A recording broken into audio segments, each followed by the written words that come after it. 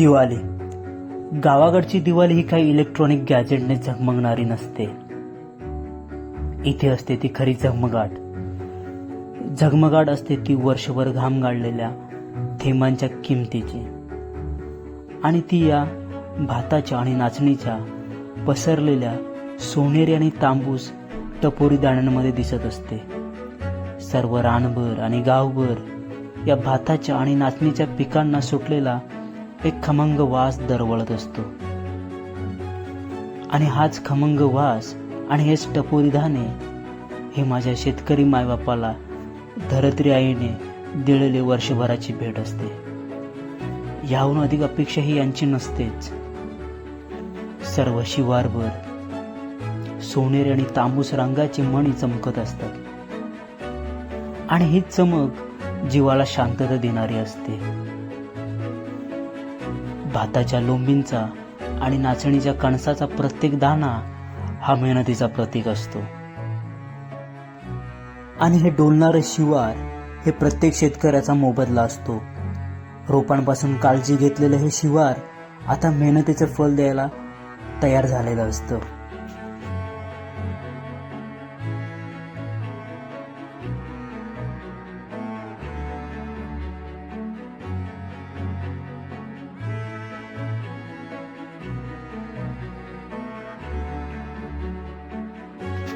सरायचे दिवस म्हणजेच शिवारभर आलेला हा बहर, त्यातून येणारा खमंग वास आणि या वासाला सर्वत्र पसरवणारा हा खेळकर वारा.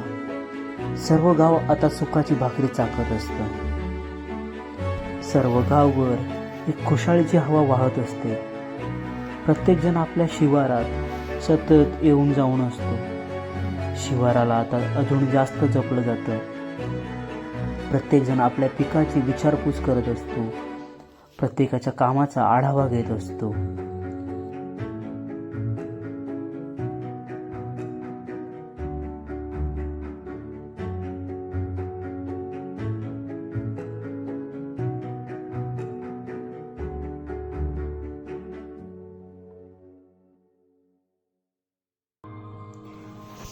दिवाळी पहाटे भात कापणीने होते, आणि नंतर मग ती बांधणी, आणि त्यानंतर ते सर्व रचून ठेवणं, अशा विविध कामांमध्ये गाव व्यस्त झालेला असतो. भर उन्हात काम करणारी ही मंडळी कुठून एवढी एनर्जी आणतात याचा प्रश्न हा सर्वांना असतोच. पण कितीही काम असो वा उन्हाची झळ असो, ते नेहमीच हसत असतात. त्यांचा चेहरा हा कधीच थकलेला भासत नाही. त्यांच्या चेहऱ्यावर कामाची तरुणाई नेहमी झळकत असते. कामाची भूक ही कधीच लपत नाही. शेतात आता थकलेली वयोवृद्ध माणसं जास्त दिसून येतात. तरुण मंडळी शहरात रोजगारासाठी गेलेली, त्यामुळे अनेक शेतमले आता ओसाड दिसून येतात. याची खंत ही वयोवृद्ध माणसांना असतेच, आणि ती त्यांच्या बोलण्यातून सुद्धा दिसून येते.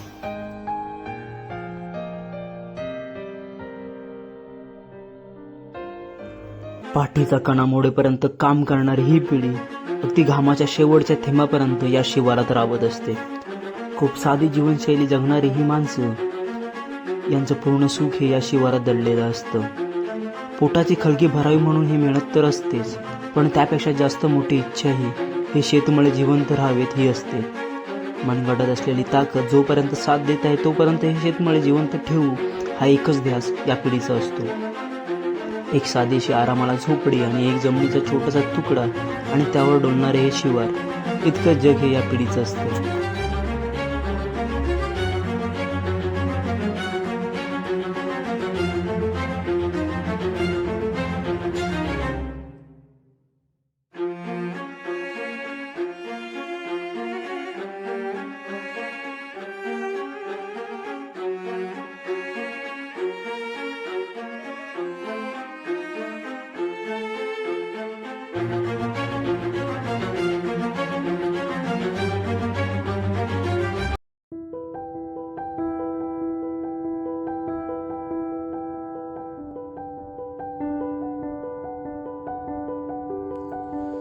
एका बाजूला आपल्याला दिवाळीच्या सुट्ट्या मजेत घालवणारी मुलं दिसतात, तर दुसरीकडे या छोट्या वयातच आपल्या आईबाबांना शेतात हातभार लावणारी मुलं दिसतात.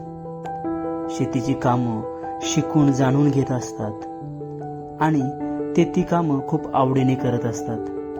शेतीबद्दलची आवड ही या त्यांच्या चिमुरड्या चेहऱ्यावर चमकत असते. आपल्या इवल्याशा हाताने भाताच्या पेंड्या जितक्या शक्य होईल तितक्या ताकदीने मारत असतात. काम करता करता कामाचा आनंद घेत असतात. इवल्याशा चेहऱ्यावर आलेला तो मेहनतीचा घाम अगदी दांडग्या तरुणाला लाजवणारा असतो आणि मेहनतीचे खरे देणे मिळतात ते याच वयात.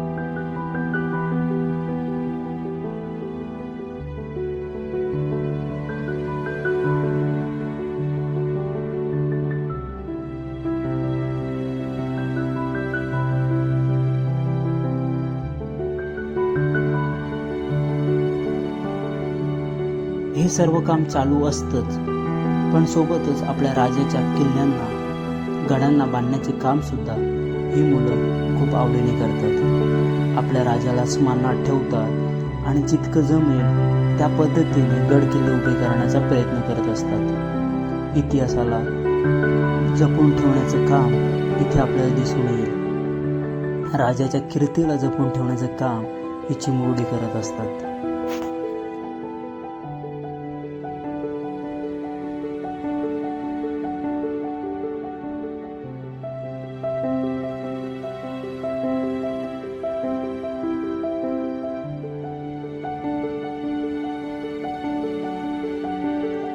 शेतकऱ्याचा दिवाळी कंदील कसा असावा म्हणून मी आजोबांकडून थोडी माहिती घेतली आणि त्यांच्या मदतीने एक छोटासा भातांच्या काड्यांपासून कंदील बनवण्याचा निर्णय घेतला.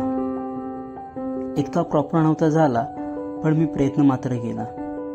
थोडी आजोबांची हेल्प घेतली आणि छोटासा एक कंदील शेवटी तयार झाला. जॉमेट्रिकली प्रॉपर नव्हता तो, पण तुम्हाला तो कसा वाटला?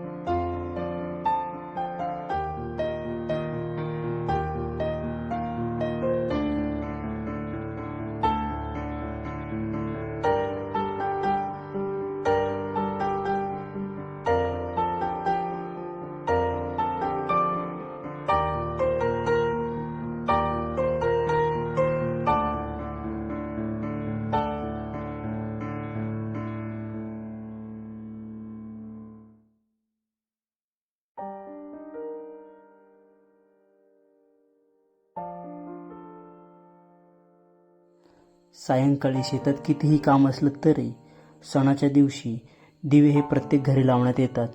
हा सण प्रकाशाचा असल्याने तो पणत्या लावून प्रत्येक घरी साजरा केला जातो आणि या पणत्यांचा प्रकाश हा इलेक्ट्रॉनिक गॅजेटपेक्षा खूप जास्त पटीने मोहित करणारा असतो.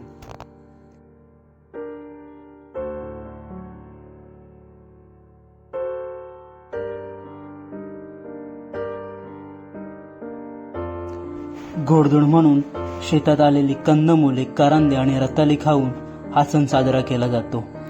तेलकट पदार्थांपेक्षा कितीतरी पट्टीने यांना चव असते. अशी ही गावाकडची दिवाळी, मेहनतीच्या घामांमध्ये भिजलेली आणि सोन्याच्या दाण्यांमध्ये सजलेली. तुम्ही कशी साजरी केलात हे नक्की कळवा.